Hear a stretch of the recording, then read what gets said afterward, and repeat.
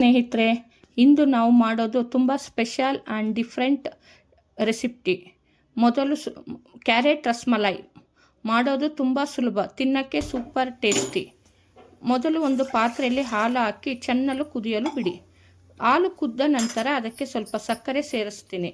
ಸಕ್ಕರೆ ಕರಗಿದ ಮೇಲೆ ಈಗ ಕಸ್ಟರ್ಡ್ ಪೌಡರ್ ಹಾಕಿ ಚೆನ್ನಾಗಿ ಕಲಿಸ್ತೀನಿ. ಗಟ್ಟಿಯಾಗುವವರೆಗೂ ನಿಧಾನವಾಗಿ ಕುದಿಸಿ ಒಳ್ಳೆ ಕನ್ಸಿಸ್ಟೆನ್ಸಿ ಬಂದ ಮೇಲೆ ಗ್ಯಾಸ್ ಆಫ್ ಮಾಡ್ತೀನಿ. ಇದೇ ನಮ್ಮ ರಸ್ಮಲೈ ಸಿರಪ್. ಈಗ ಒಂದು ಕ್ಯಾರೆಟ್ ತಗೊಂಡು ಸಣ್ಣ ಸಣ್ಣ ತುಂಡುಗಳಾಗಿ ಕತ್ತರಿಸಿ ಈ ತುಂಡುಗಳನ್ನು ಮಿಕ್ಸಿಗೆ ಹಾಕಿ ಮೃದುವಾಗಿ ಗ್ರೈಂಡ್ ಮಾಡ್ಕೋತೀನಿ.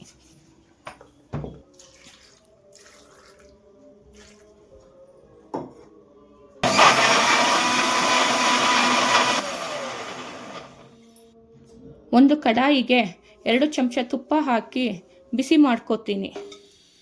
ತುಪ್ಪ ಬಿಸಿ ಆದ ನಂತರ ಗ್ರೈಂಡ್ ಮಾಡಿದ ಕ್ಯಾರೆಟ್ ಬ್ಯಾಟರ್ ಹಾಕಿ ನಿಧಾನವಾಗಿ ಕಲಿಸುತ್ತಾ ಬೇಯಿಸ್ತೀನಿ.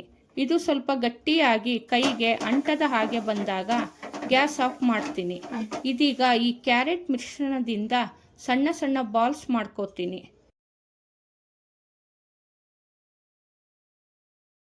ಒಂದು ಬೌಲ್ನಲ್ಲಿ ಈ ಕ್ಯಾರೆಟ್ ಬಾಲ್ಸ್ ಇಟ್ಟು ಮೇಲೆ ರಸ್ಮಲೈ ಸಿರಪ್ ಹಾಕ್ತೀನಿ.